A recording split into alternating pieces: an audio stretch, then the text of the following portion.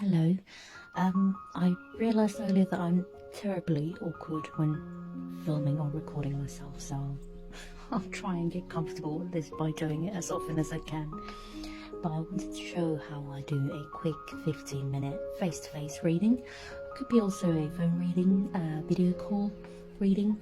But yeah, I normally use two decks, the Rider-Waite-Smith Tarot deck as well as the Woodland Warden's Oracle deck for an important theme or a subject that will be coming up or what to look out for.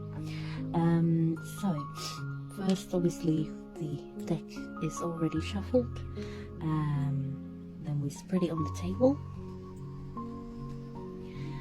and usually what I go for is 3 questions to start with, which are: what should you know, what should you grow, and what should you let go?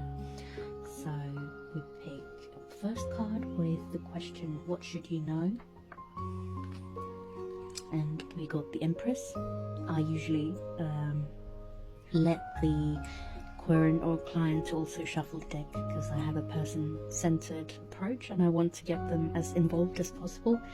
So I also let them to shuffle the deck when we start, and they can flip the cards over whenever they pop up, and I do not usually consider reversed cards because I consider the card as a whole, and based on the question we already know what kinds of answers we're looking for. Is it negative or positive, or is there always a warning hidden in the positive message, and so on. But what should you know? The Empress. So the Empress is one of the major arcana cards. She's the 3rd card.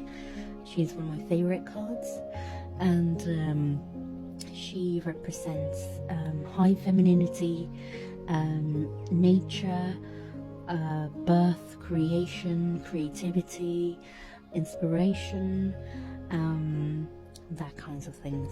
So what should you know? Consider the Empress. I'm doing this very quickly. I'm not looking too much into these cards in this quick video. So the next question is, what should you grow? And we got the 7 of Wands. Wands are about the element of fire, passion, drive, work, inspiration, what you do, fiery things, so on. And the 3rd question is, what should you let go? Oh, we got the Emperor. That's interesting because now we got a couple, the Empress and the Emperor. But anyway, I always like to reflect to the other cards that we have gotten throughout the reading. So in this case, what should you let go? Could be a toxic, dominating ex, but we don't know in this case, in this reading. This is just an example. Next, what I would ask us to look more deeply into these cards by asking the same questions. What should you know, what should you grow, and what should you let go? So we would pick 3 more cards. I don't know if you can see now. Normally I also have a bit more space. But we would pick, for each question, we would pick 3 more cards, and we would consider them as a whole,